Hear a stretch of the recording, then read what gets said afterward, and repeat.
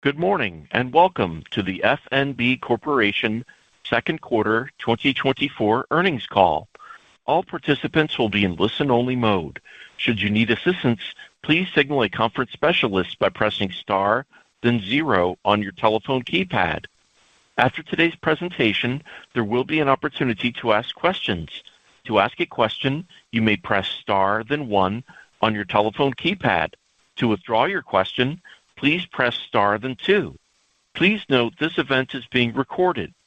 I would now like to turn the conference over to Lisa Haidu, Manager of Investor Relations. Please go ahead. Welcome to our earnings call. This conference call of FNB Corporation and the reports it files with the Securities and Exchange Commission often contain forward-looking statements and non-GAAP financial measures. Non-GAAP financial measures should be viewed in addition to and not as an alternative for our reported results prepared in accordance with GAAP. Reconciliations of GAAP to non-GAAP operating measures to the most directly comparable financial measures are included in our presentation materials and in our earnings release. Please refer to these non-GAAP and forward-looking statement disclosures contained in our related materials, reports, and registration statements filed with the Securities and Exchange Commission and available on our corporate website. A replay of this call will be available until Thursday, July 25th, and the webcast link will be posted to the About Us Investor Relations section of our corporate website. I will now turn the call over to Vince Lee, Chairman, President, and CEO. Thank you, and welcome to our second quarter earnings call. Joining me today are Vince Calabrese, our Chief Financial Officer, and Gary Guerrieri, our Chief Credit Officer. FNB reported solid second quarter results with net income available to common shareholders of $123 million. or 34 cents per diluted common share. Pre-provision net revenue increased over 4% linked quarter, supported by our well-managed expenses and continued strong non-interest income levels. Tangible book value per share grew 12% year over year to reach a record high at $9.88. The second quarter's performance was driven by our long-term strategic goals to gain market share through loan and deposit growth, diversify revenue streams, and manage risk. As we have previously mentioned, FNB is well positioned to steadily increase market share in this volatile environment, given the strength of our capital and liquidity position and adherence to our consistent and conservative underwriting guidance. FNB reported linked quarter loan and deposit growth of 3.6% and 1% respectively, demonstrating our ability to execute on this strategy. Both of these results exceeded the published H.8 data this quarter for both large and small institutions. The loan and deposit growth benefited from our investments in our digital e-store, with total interactions increasing 22% year over year. The increase in commercial loans was driven by activity across the footprint, highlighted by double-digit year-over-year growth across the Carolinas. Our Pittsburgh and Cleveland regions and commercial equipment finance business also posted strong contributions. The increase in FNB's commercial real estate portfolio included fundings on previously originated projects. On a spot basis, consumer loans grew 5% linked quarter, led by growth in residential mortgages. While growth in this portfolio is seasonally higher in the second quarter, our results also reflect the continued successful execution in key markets by our expanded mortgage banker team and long-standing strategy of serving the purchase market. This activity ultimately leads to increased households and deposit share growth. Deposits benefited from seasonal inflows, as well as new production that was generated through targeted deposit initiatives and promotions. Non-interest-bearing deposits ended the quarter over $10 billion, an annualized increase of 3.2% from the prior quarter. The mix of non-interest-bearing deposits to total deposits ended the quarter at 29%, a consistent level since December of 2023. As we have frequently discussed, our strategy has been to price our deposits to protect our peer-leading deposit beta while supporting our client base. Our loan-to-deposit ratio currently equals 96%. We are expecting lower loan originations and implementing a number of deposit initiatives in the second half of the year that will bring our loan-to-deposit ratio back toward historical levels. Another longer-term strategic focus has been diversifying our revenue streams. Achieving stable non-interest income at near record levels of $88 million in both the first and second quarters highlights the strength and range of our business model and FNB's robust suite of products and services. For the first half of the year, non-interest income totaled $176 million, a 10% increase over the same period in 2023. Fee income growth was led by our mortgage banking operations growing over 50%, strong wealth management revenue, and treasury management fee income growth. Our success growing non-interest income is expected to continue as we enter the second half of the year. FNB's balance sheet strategy is part of our proactive approach to risk management. As we draw closer to a reduction in interest rates, we continue to move towards a neutral interest rate position to provide stability and potential improvement in margin in a falling rate environment. Beyond interest rate risk, FNB's comprehensive approach to credit risk management has led to strong and stable asset quality and consistent outperformance versus peers. Our credit team proactively monitors each loan portfolio and overall concentrations at a granular level, which has served us well through many economic cycles. I will now pass the call over to Gary to provide further detail on the overall asset quality. Gary? Thank you, Vince, and good morning, everyone. We ended the quarter with our asset quality metrics remaining at solid levels. Total delinquency finished the quarter at 63 basis points, down 1 bip from the prior quarter.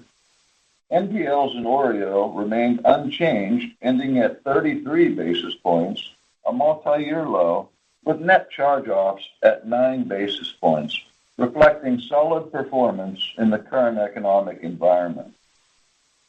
Total provision expense for the quarter stood at $20.2 million, with $12.8 million utilized to support loan growth, and the remainder providing for charge-offs.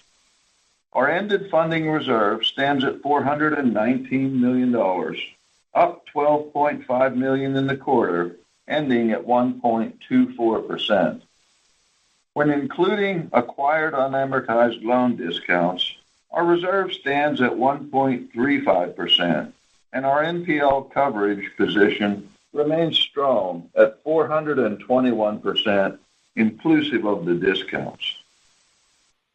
We continue to successfully execute on our strategy to monitor the non-owner CRE portfolio.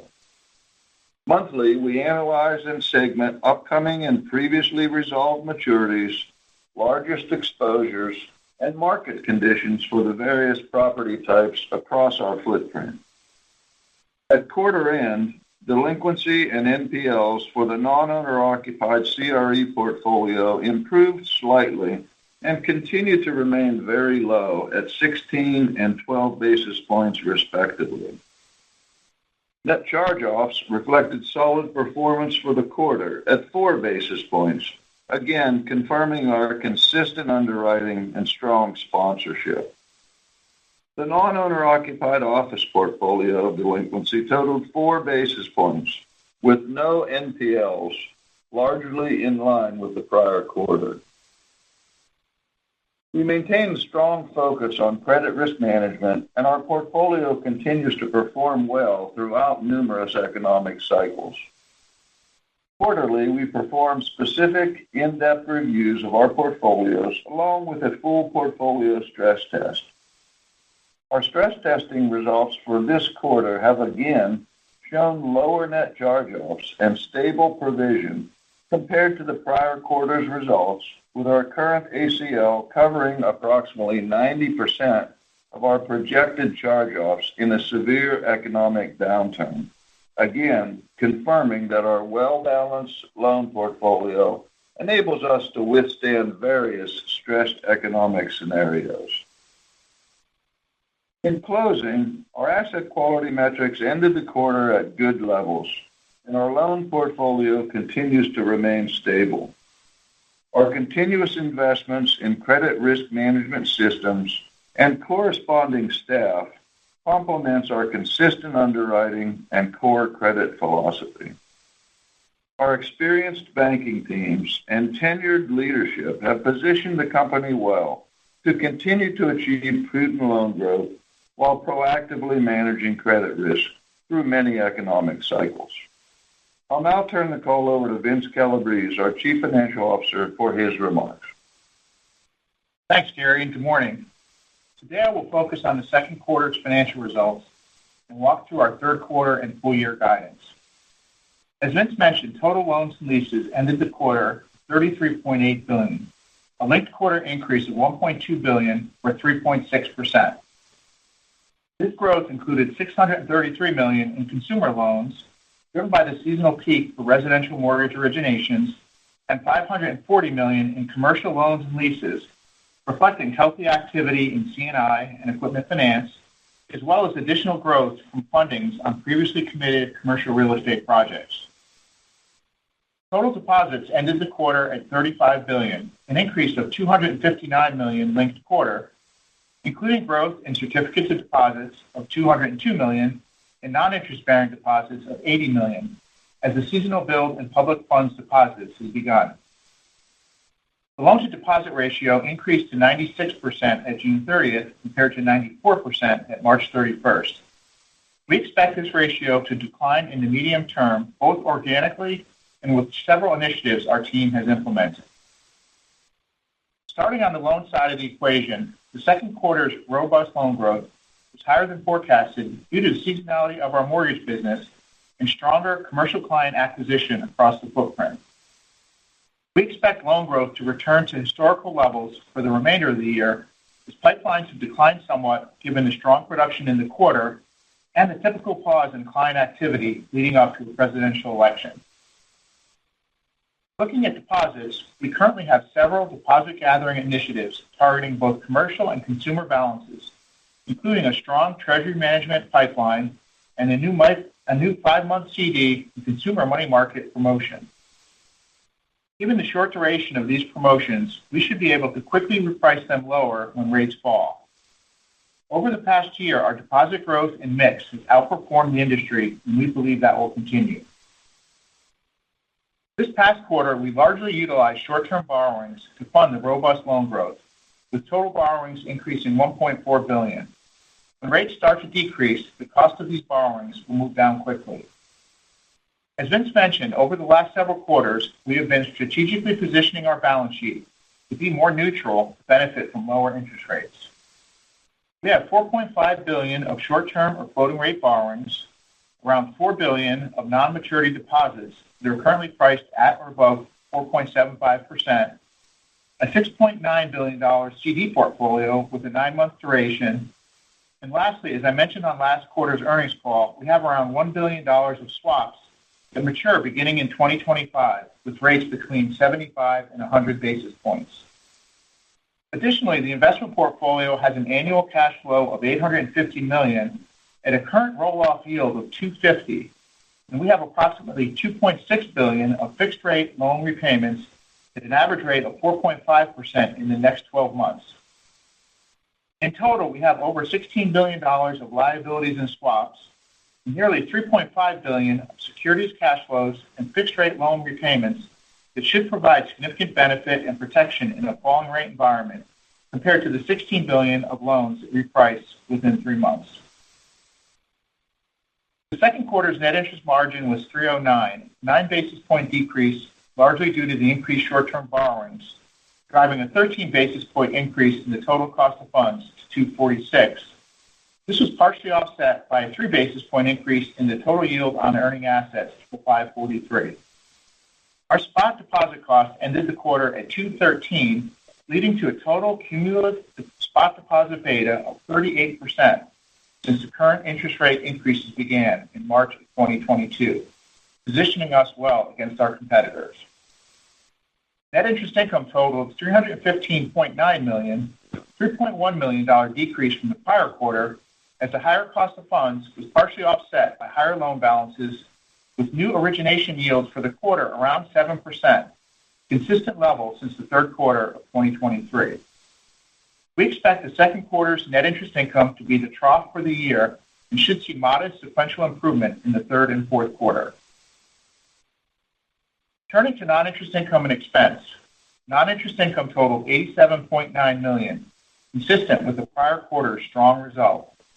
The largest quarterly increase was $2.8 million in service charges, driven by treasury management revenues continuing to gain momentum and seasonally higher consumer transaction levels. Offsetting this growth were declines in capital markets given lower commercial customer transaction activity and lower mortgage banking operations income, driven by a slight decline in sold loan volume and net fair value adjustments from pipeline hedging activity. Operating non-interest expenses were well managed and totaled $225.8 million, an $8.3 million decrease from the prior quarter after adjusting for $0.8 million of significant items in the current quarter and $3 million last quarter. The largest driver for the decline was salaries and employee benefits, which decreased $8.2 million, primarily due to normal seasonal long-term compensation expense of $6.9 million and seasonally higher employer-paid payroll taxes in the prior quarter. The efficiency ratio remained at a peer-leading level, coming in at 54.4% second quarter. F.N.B.'s capital position remained strong as we were able to support robust loan growth and maintain the tangible common equity ratio near 8% and CET1 ratio at 10.2%, both of which remain above our stated operating levels. Tangible book value per common share was $9.88 at June 30th, an increase of $1.09 or 12.4% compared to June 30th of 2023. AOCI reduced tangible book value per common share by 67 cents as of quarter end, compared to 99 cents at the end of the second quarter of last year. Let's now look at guidance for the third quarter and full year of 2024. We are maintaining our full year balance sheet guidance. Loans are expected to grow mid-single digits on a full year basis. Total deposits are expected to grow low single digits on a year-over-year basis. Our mix of non-interest-bearing deposits to total deposits is anticipated to remain superior to peers. Our projected full-year net interest income expectation is revised to be between $1.27 and $1.29 billion, assuming one 25 basis point rate cut in September. This revision reflects our interest-bearing liability mix as we enter the second half of the year. Net interest income for the third quarter is expected to be between $315 and $325 million. Given the strength of our non-interest income generation in the first half of the year, we have increased our full-year guide to be between $350 and $355 million. Third quarter non-interest income is expected to be between $85 and $90 million. We now anticipate the full-year guidance for non-interest expense to be between $900 and $915 million due to production-related compensation given the strong fee income results. Third quarter non-interest expense is expected to be between $220 and $230 million. The full-year provision guidance range is lowered to $75 to $95 million and remains dependent on net loan growth and charge-off activity in the second half of the year. Lastly, the full-year effective tax rate should be between 21 and 22%, which does not assume any investment tax credit activity that may occur. With that, I will turn the call back to Vince. Thank you, Vince. This year celebrates our 160th anniversary as a nationally chartered bank, obtained through the National Banking Act in 1864. Through the execution of our growth strategy, F.N.B. has continued to prosper and develop into a diversified $48 billion regional financial institution. This quarter's results continue to reflect those efforts with a resilient balance sheet, strong capital generation, ample liquidity, and linked quarter growth in pre-provision net revenue. We consistently receive national recognition that affirms our competitive advantage, with prominent publications such as Forbes ranking F.N.B. one of America's best banks and naming us to its global 2000 list of companies based on sales, profit, assets, and market value. Our strategic emphasis on innovation is integral to our success, and we continue to earn national attention for digital engagement and leadership. Most recently, F.N.B's eStore won Best Digital Initiative at the 2024 Banking Tech Awards USA. These awards highlight outstanding achievements and success in the U.S. banking and fintech industry. In addition to winning Best Digital Initiative, F.N.B. was honored among the nation's top 5 largest financial institutions as a finalist for Best Use of Technology in Consumer Banking, Best User or Customer Experience Initiative, and Top Innovation. We also continue to earn awards for our commitment to our employees who enable our success. During the second quarter, we extended the long list of top workplace honors we received nationally in the financial services industry and throughout our footprint, with specific awards for culture, excellence, and leadership. As we reflect on a solid quarter, I want to thank our team for their many contributions. We appreciate your dedication. By maintaining our focus on our shared principles and goals, we are poised to navigate the ever-changing macroeconomic landscape and deliver for our customers, communities, and shareholders.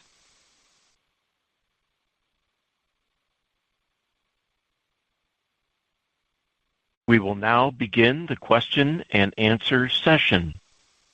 To ask a question, you may press star, then 1 on your telephone keypad. If you are using a speakerphone, please pick up your handset before pressing the keys. If at any time your question has been addressed and you would like to withdraw your question, please press star, then 2. At this time, we will pause momentarily to assemble our roster. The first question comes from Daniel Tamayo with Raymond James. Please go ahead. Good morning, guys. Thank you for taking my questions. Maybe starting on the balance sheet side, you talked about a slowing of loan growth in the back half of the year relative to what's been what was a pretty strong quarter in the second quarter. Obviously you had a lot of residential mortgage growth, you had some commercial real estate growth, and some commercial growth as well. Maybe you can talk about just the mix that you're expecting in the back half, if you expect that slowing to come from the residential side. Obviously some seasonality in the second quarter here, but if that's part of it, if you're also expecting a slowing on the commercial real estate side with construction fundings slowing. Just curious on the mix you expect. I don't do Vince to lead. I was going to turn it over to Vince Calabrese. I think a couple of things. First of all, the mortgage growth is seasonal. So we've already started to see, as we move into the third quarter, we started to see lower locks in our pipeline. So, we expect that to come down fairly substantially. So less being put on the balance sheet as we move forward there through the second half of the year. The construction fundings were on committed, primarily committed obligations. We do, quite a bit where we do the construction financing, and it's taken out by some form down the road. So those fund ups occurred, just natural funding as we move through the construction period. So that presented growth this quarter. And then we had some pretty robust growth in equipment finance. We've been doing pretty well there with leases pretty much across the footprint. And there were some renewable energy deals that closed, I think, in the last quarter of last year. And, the balances there, I think we've exceeded $1 billion in balances in that book of business. So it's grown nicely over time and continues to grow. C&I has contributed. There was some significant growth in the Carolinas. Pittsburgh, Cleveland contributed. So, it was really, coming from a bunch of areas, fairly robust. In certain areas, it appears, we've been taking share from others. So I think the disruption that occurred really kind of mixed it up with the customer base and gave us an opportunity to get out and pitch new transactions, which I think is very positive. The growth was higher than I expected, but I think it's okay because it positions us well moving into 25. When given how we're shifting to a more liability sensitive balance sheet, then putting those assets on really sets us up for 25 from an earnings perspective if we can continue to generate deposits. So I think that on the loan side, that's why we're guiding. Our guidance hasn't changed. We're expecting to produce the same level that we forecasted at the beginning of the year, but it's a little lumpy. And I'll tell you, pipelines are down. We booked quite a bit this quarter, so we're moving into the next quarter down about 10% in the commercial pipelines, and it's still a little sluggish on the consumer side. So we haven't seen as much. While we've seen more first mortgage volume, there was much less home equity HELOC volume. So they kind of offset each other, and we're not expecting that to come back this year. So that's how the book has performed. The only other category I think I didn't speak about was indirect auto. I don't know, Gary, what your thoughts are there. But we had a solid growth quarter in Q2, which is again seasonal, very similar to the mortgage. We're getting really high quality paper there with focus on profitability. So improving margins and playing at the high end of the FICO band is really working well for us. But again, that's seasonal. We're going to pick our spots and manage that, through those seasonal periods. So we expect that to come down as we move toward the latter half of the year as well.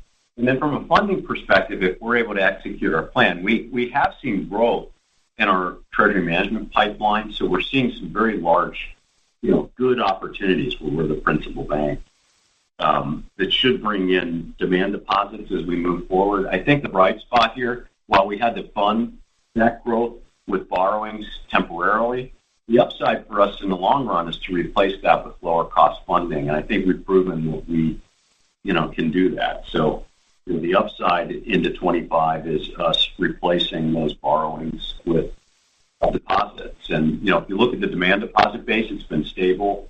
We've been at 29% for several quarters.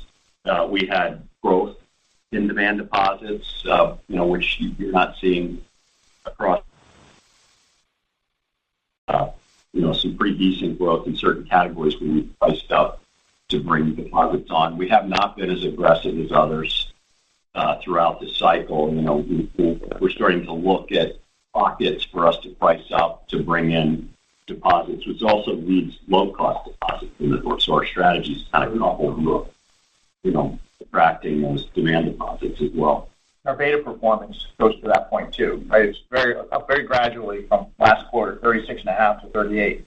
So that again is us protecting the overall profitability. Yeah, as you can imagine, it's a challenging time to navigate.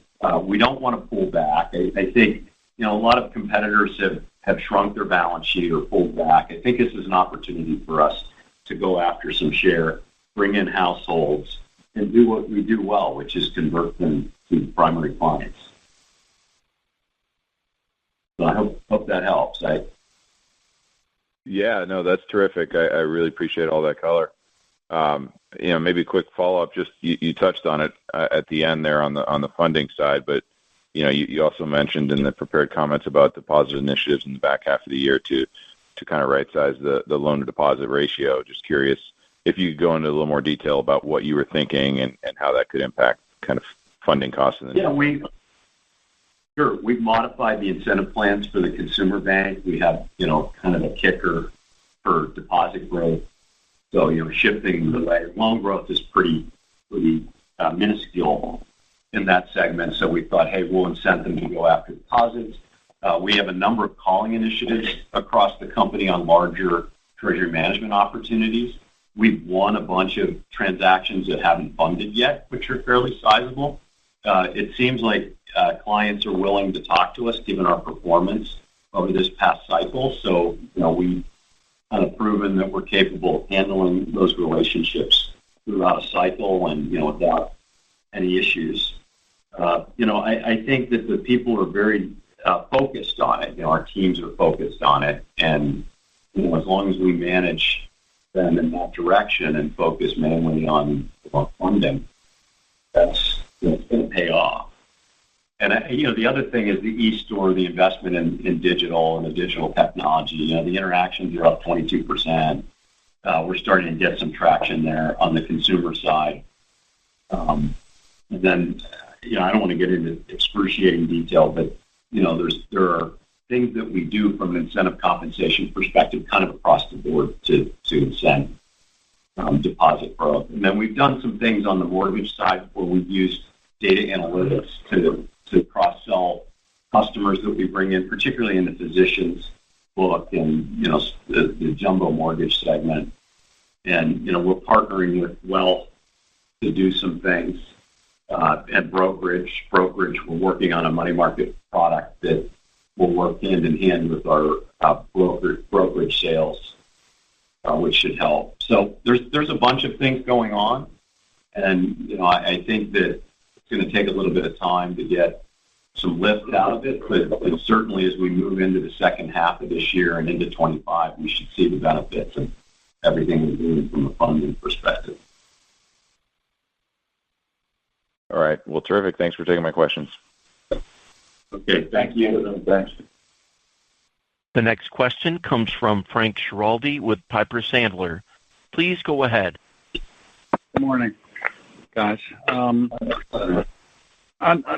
Another strong fee income quarter and guide for continued strength. Just curious, bigger picture, if you could share, your thoughts as you continue to grow out these businesses, where you think you can grow the fee income side of the picture too, as a percentage of the total revenue pie, and maybe do you see any fee businesses in particular that you want to ramp up or you need to ramp up to get there?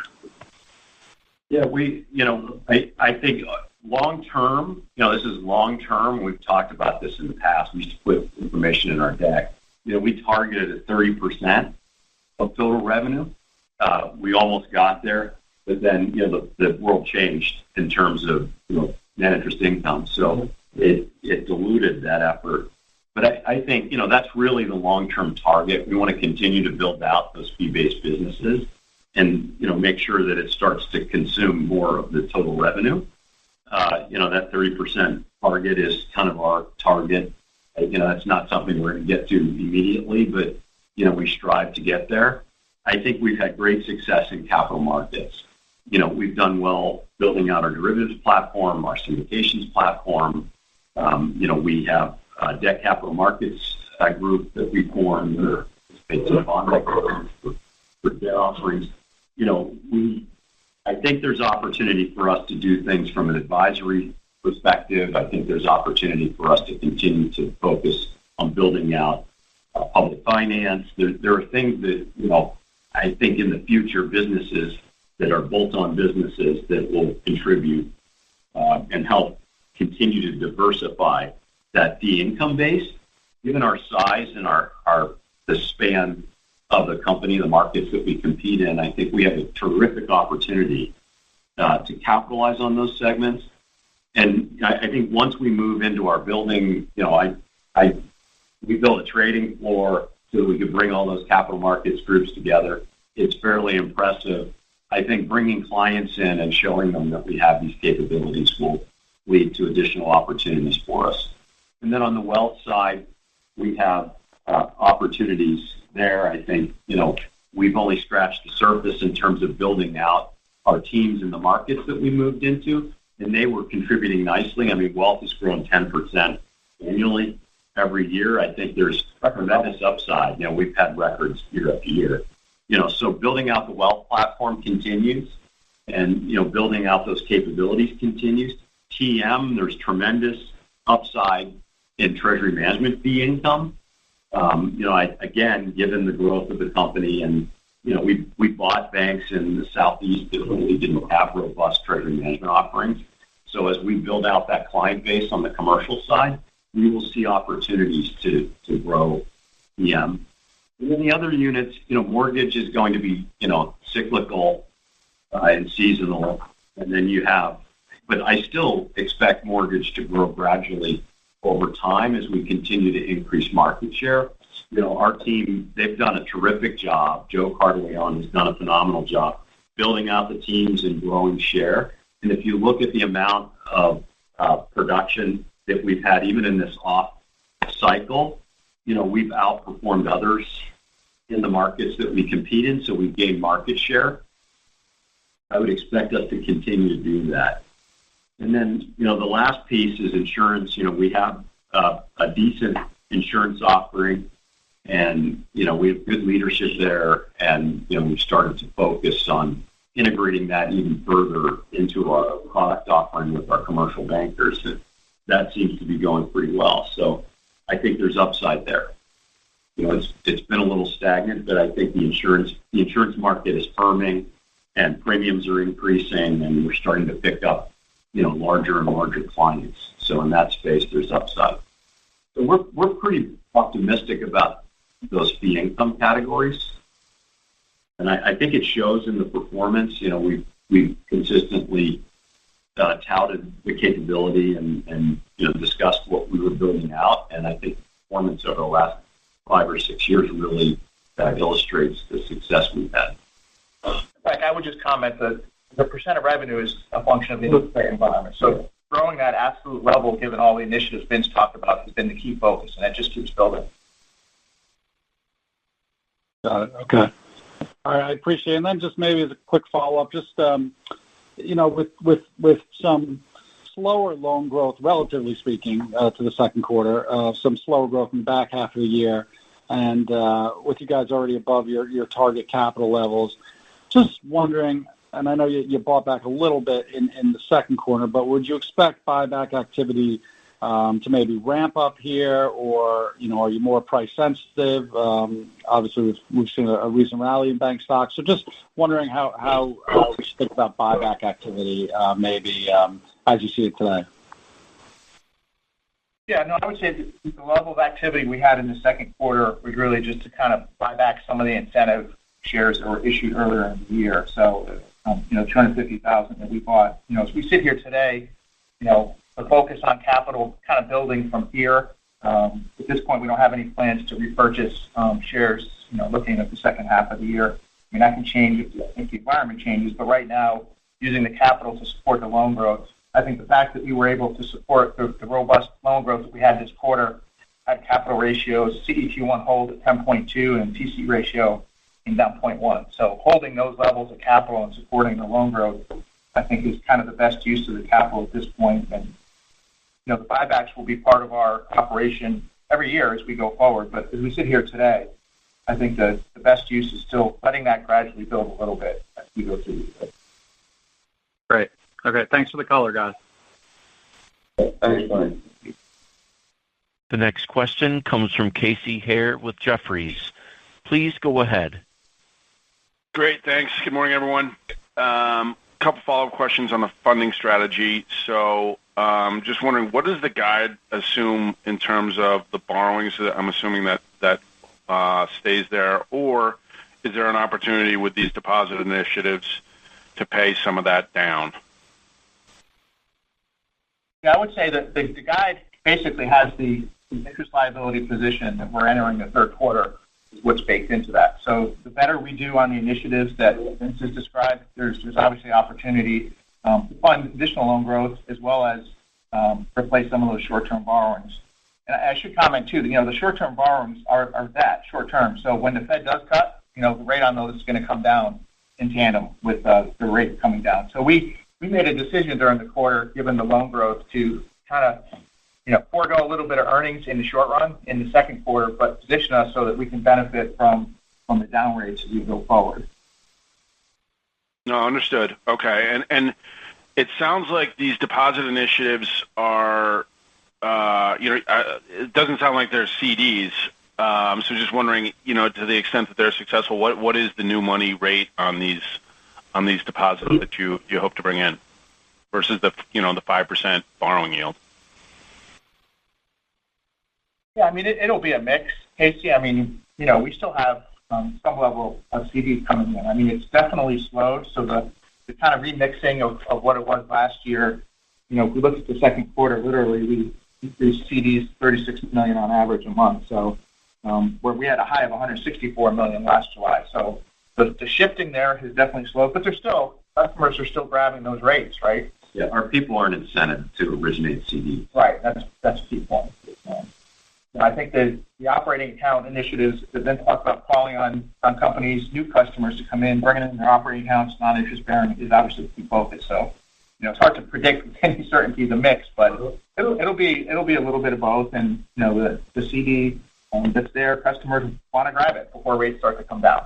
So we have some attractive offerings there. I think that the importance is, as we move forward, is just growing the total deposits. Yep, for sure. Okay, and then just last one for me, the slide 16, the balance sheet repricing. Thanks for sharing that.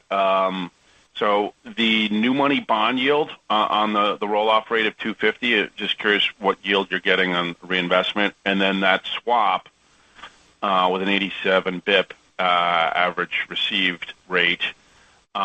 Is that $1 billion? Does that mature? Is that ratable throughout 25? Just looking for the maturity date on that. Yeah, a couple comments on that. I think we added this content just to give everybody a little more understanding of kind of what's underneath. So if you kind of roll through the pieces, the cash flow, 850 annual cash flow coming off at 250. I mean, today we're investing 4.5 to 475. During the second quarter, our guys did a great job opportunistically investing earlier in the quarter, kind of north of 5%. So we're speaking to page 16 in the deck. Just so everybody knows. I'm sorry. No. It's a good point, because I do want to talk through that. And then, these other pieces here would give us some flexibility as we move forward. I mean, $6.9 billion of time deposits, weighted average maturity of 9 months. And the CD promotions we've had over the last year, 7 months, 13 months. Today, our best rate is on a 5 month. So that the idea is that when the Fed does start to move, we have the ability, they're maturing, and we can kind of reprice those. So that's an important point. We have another $4 billion in non-maturity deposits with rates above 4.75. Those are very repriceable. Again, once the Fed moves, and particularly if the Fed is expected to continue to move after that first move, so that gives us some flexibility. The $4.5 billion of short-term or floating rate borrowings, again, those will just reprice down. So that's another lever for us. And then the $1 billion of swaps at the bottom there, Casey, is really, they're going to mature $250 a quarter next year. 87 basis points is what we're receiving today. I mean, that's a negative carry today of $10 to $11 million a quarter. And that's going to start to go away in January. Great. Thanks, guys. Thanks. The next question comes from Russell Gunther with Stephens. Please go ahead. Hey, good morning, guys. Good morning, Russell. Maybe just following up on the discussion we were just having. Given your move toward neutral and some of the balance sheet repricing we just discussed, is an initial Fed cut still a negative to the NIM as deposit cost lags, or can some of that fixed repricing dynamic overcome a headwind from an initial step down?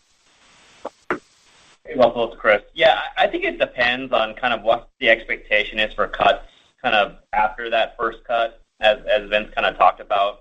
If that move, if down rates are expected to continue, that gives us a lot more cover to being aggressive on the deposit pricing side. I'd say if it's one and done, like we kind of have in our guidance, there probably is some short-term timing issues where it probably is a near-term negative, and then, there's some timing constraints with how fast we can reprice deposits. But, if there is, several more cuts baked into the curve, and that's kind of expected on the client side, that gives us a lot more cover to act more aggressively, and hopefully, we can capture some of that downside beta a little bit quicker than we think here. Okay, got it. Thanks, Chris. And then just, could you guys talk about deposit pricing competition in your markets just broadly?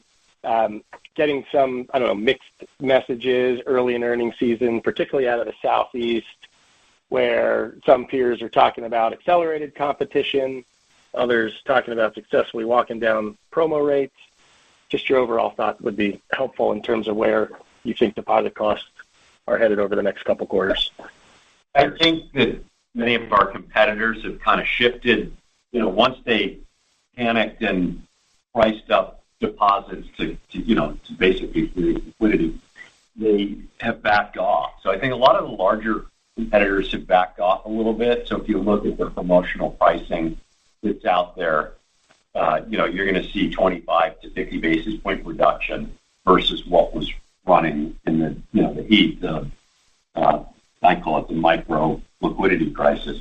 But I think, that's why you're getting mixed signals. I think it's different at each institution. And, then all of a sudden you'll see somebody emerge and they'll have a really aggressive rate. So I think companies have generally moved banks to a strategy that we had where they were selectively pricing up products and maybe doing a more quiet promotional pricing versus, what's on their website. So you're gonna hear a mixed bag. I mean, it's gonna be all over the board.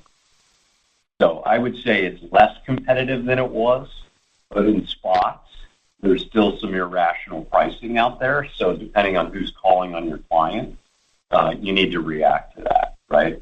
So that's where I think we are. But I do, just in the surveys that we do a lot of work on monitoring who's pricing what. We've seen a pullback in the stated pricing, the promotional pricing that's out there that we can see, from many of our competitors. So it's come down. But then, like I said, every once in a while somebody emerges with a really aggressive rate. But the term has come in. A lot of the competitors are doing what we're doing. They're shortening the duration of the time deposit portfolio by, putting out a more aggressive CD that's priced shorter, 5 months, 3 months, 6 months. We see it all over the place. But the pricing's moved in. Anyway, that's what we're seeing. Yeah, I would just add there too. It depends on if the bank is growing loans or not, right? So depending on who you're talking to, that's true. The banks that aren't growing loans at all, they're just managing the rates down more because they're not trying to generate deposits. With our growth and bringing in all those new customers, it's a different environment. That you want the deposits, you want to bring them in. So it really depends on the market and the bank. As you read through as I read through the earnings releases, I can see that. I can see, our margin contracted because we were lending. Others have improved their margin, right? And they've seen inflows of deposits, and the pricing's all over the board. So it's choppy, it's still competitive, and I think people are just retrenching to deal with the situation on an individual basis. Yeah, I would just add too to the margin compression. As Vince said, it was down 9 basis points for the quarter. But if you look at the dollars in net interest income, right, which is most critical from a bottom line profitability standpoint, I mean, we were down $3.1 million this quarter, $5 million decline last quarter, $3.6 million the quarter before. So kind of in line with that. So, and then to go forward, as I mentioned earlier, the more success we have with the deposit initiatives, and then rates come down, we can reprice all these items on line 16 that I talked about. It gives you that kind of positive momentum as you go forward. Got it.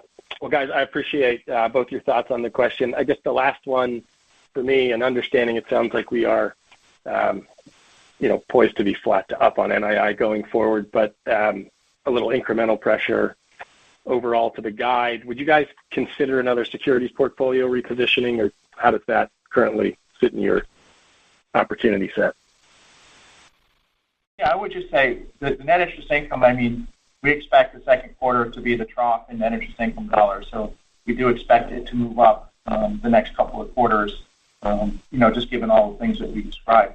And then we evaluate the whole balance sheet on a regular basis. So, as we said, with what we did in the fourth quarter, we were very thoughtful about the size of that and, the nature of the overall optimization strategy we deployed. So we look at everything. Everything's kind of on the table from an investment standpoint. But I think we're focused primarily on the organic growth in the loans, and then all the deposit initiatives to really fund the loan growth. It really helps us to bring those households on. I mean, that helps us in the future, helps us generate additional business. I think we've done a pretty good job of cross-selling to that customer base. So. Understood. Okay, guys, that's it for me. Thanks very much for taking my question. Thank you. Thanks, Russ. The next question comes from Manuel Navas with D.A. Davidson. Please go ahead. Hey, good morning. If the Fed points to kind of a continued down rate cycle, could you have upside to the high end of your NII range, or would it actually maybe exceed it? Just kind of some thoughts on that kind of variability that you kind of touched on briefly before.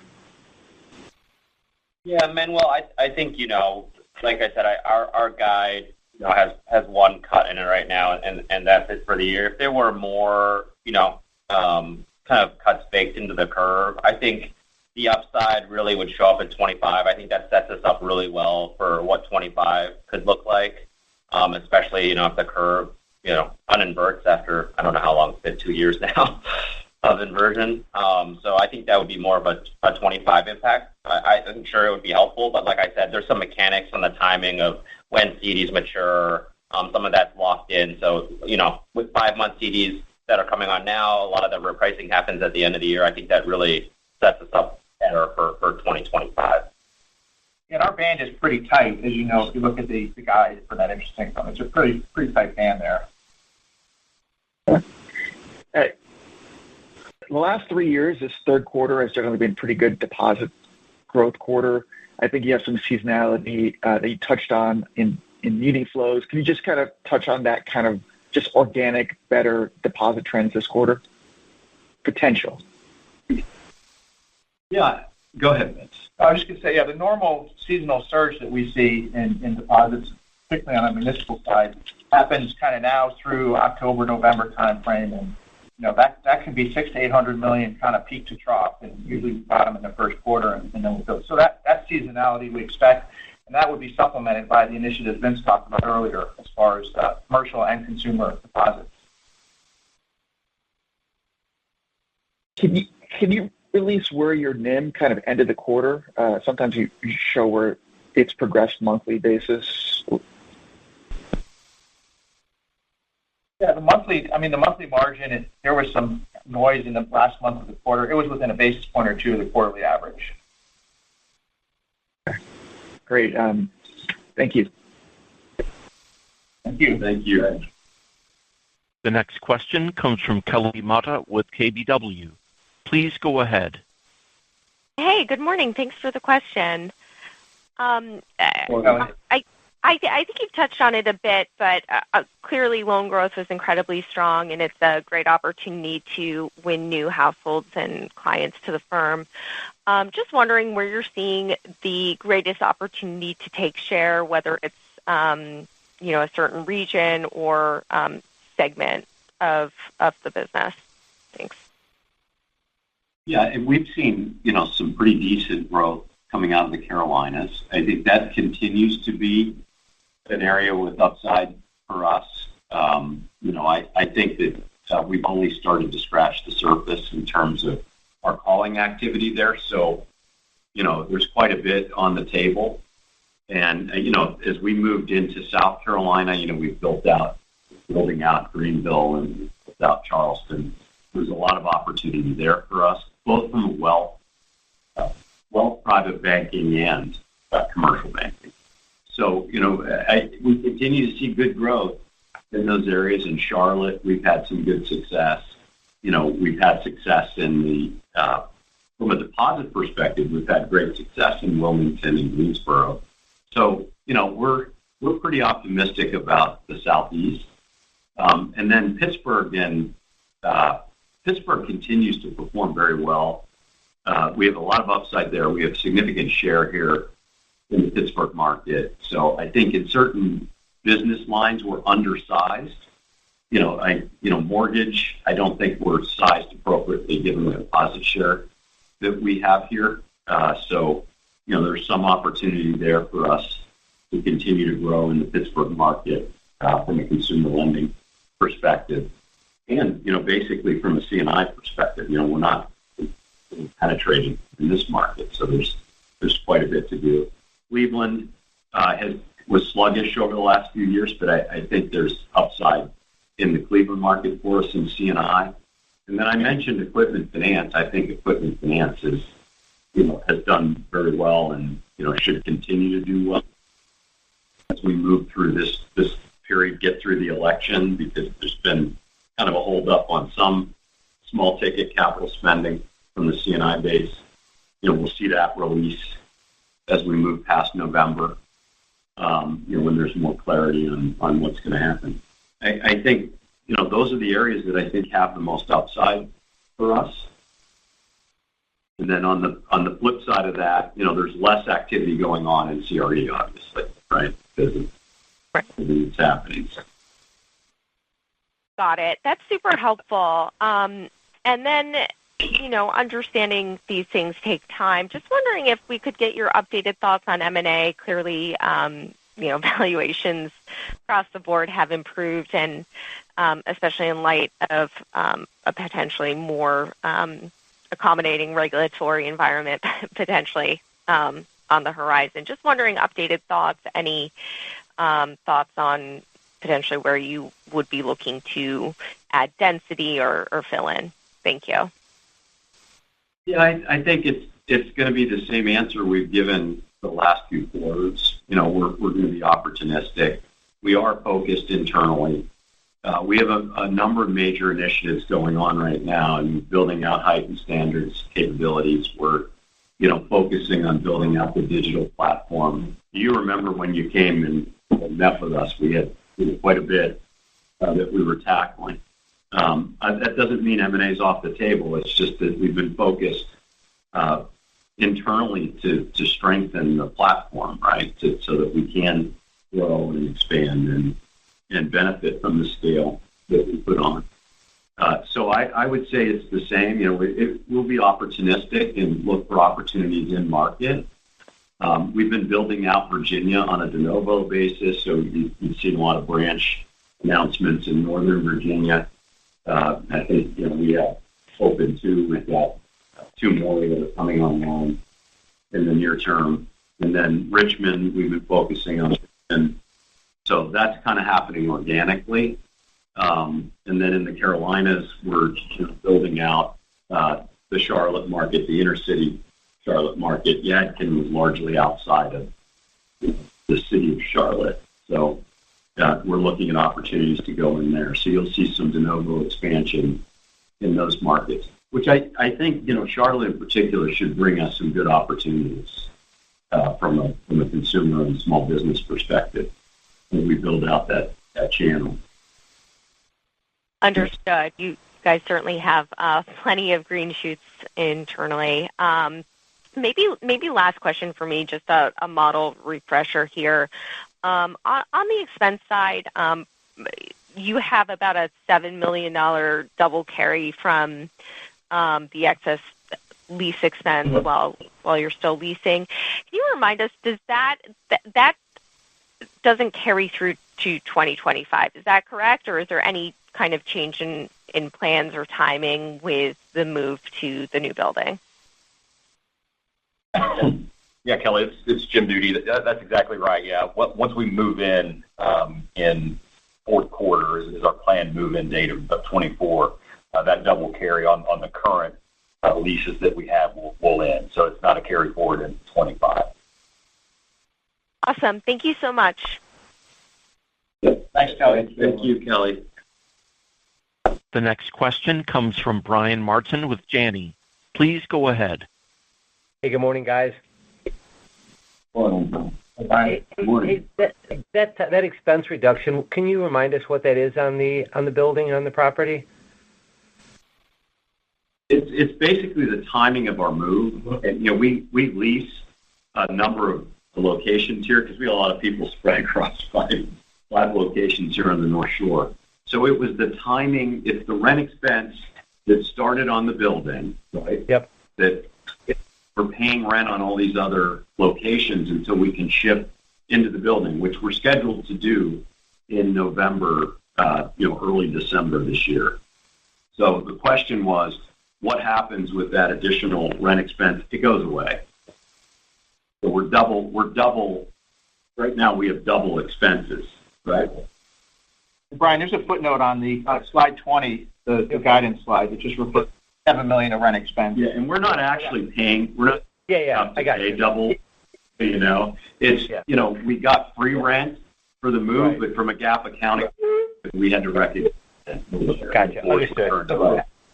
Yeah. Okay. And then just on the funding cost, can you can you give any sense on, I know you talked about the margin inflecting, as far as the cost of deposits, kind of do those, begin to plateau here? I guess they've been, the rate of increase has obviously been lower, narrowing, but just, I guess, when do you expect the deposit cost to kind of plateau? I think it's hard to say. I mean, it's still moving up a little bit. I mentioned the CD mix shift has definitely slowed quite a bit. So if you look at total deposit cost at the end of June on a spot basis, it was 213. It was 204 in the first quarter. If you went back, it's definitely, the increase has slowed.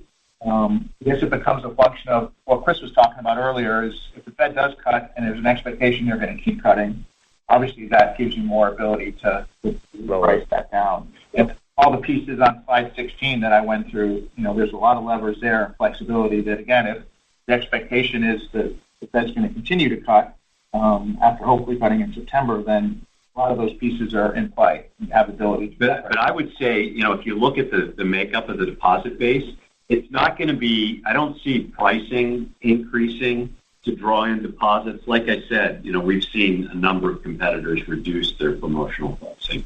So I think it's more a function of shift. So, are we able to hold the demand deposits? Are we able to hold the low-cost interest checking? Are we able to hold that, right, without migration? I think the outflows have slowed dramatically, so we should be seeing, right? And the new initiatives that bring in, right? New initiatives are focused more on lower-cost deposit categories. So I think it should help us, but it's all a function of mix at this point. Gotcha. And Brian, from a beta standpoint, I guess our beta has been very strong. The 38 versus the peers. We've been a good bit better than the peers, and we would expect that just to gradually go up a little bit more from here, probably similar to what it did kind of first to second quarter. So, just as another indicator. Yeah. Okay, that's helpful. And then maybe just one for Gary. On the credit side, the stress testing, Gary. Anything you're seeing from a sign of weakness or potential concerns? Given things sound very good and just the granularity and all the credit performance, but as you kind of do the stress test every quarter, is anything coming up that's it got you maybe more alerted to it, just paying closer attention to it? Brian, I think over the last 3 quarters now, and we stress test, as you know, every quarter. Over the last 3 quarters, we've seen improvements from a potential charge-off and loss perspective. So those updates and those reviews around a severe economy continue to show improvement. We're very, very aggressive in managing the book, as you all know, and that test that our team goes through each and every quarter is really showing positive results for us as we continue to migrate through the current economy. Gotcha. Okay. Yeah, that's what it is. Sorry. Okay, I think that's really it for me. I guess maybe one last just modeling question. I think did you guys mention that there was some impairment on the mortgage this quarter, or was that did I not hear that right? No, just normal fair value marks on the overall portfolio, Brian. That's all. And I mean that swings any quarter to quarter anywhere from $1 million one way to $1 million or $2 million one way to $1 million or $2 million the other way. So it was just kind of hedging the pipeline. Yeah. Okay. That's what I thought. I just want to make sure of that. Okay. Thank you guys for taking the questions. Everything else was answered. Yeah. All right. Thanks, Brian. This concludes our question and answer session. I would like to turn the conference back over to Vincent J. DeLee for any closing remarks. Thank you. Thank you, everybody. I appreciate your interest and great questions. I hope we've answered everybody's questions. We're very optimistic as we move forward. I think we had a great opportunity. As we said in the previous call, we were going to go after market share because we were in a position to do that. I think we have a great opportunity to, create some pretty positive financial outcomes as we move forward and execute our plan to to drive deposit growth in the second half of the year. So really appreciate it and appreciate your interest. And thank you again. And thank you to all of our employees for their hard work. I know a lot of you are listening. I know we all appreciate it. So thank you. Yep. Take care. The conference has now concluded. Thank you for attending today's presentation. You may now disconnect.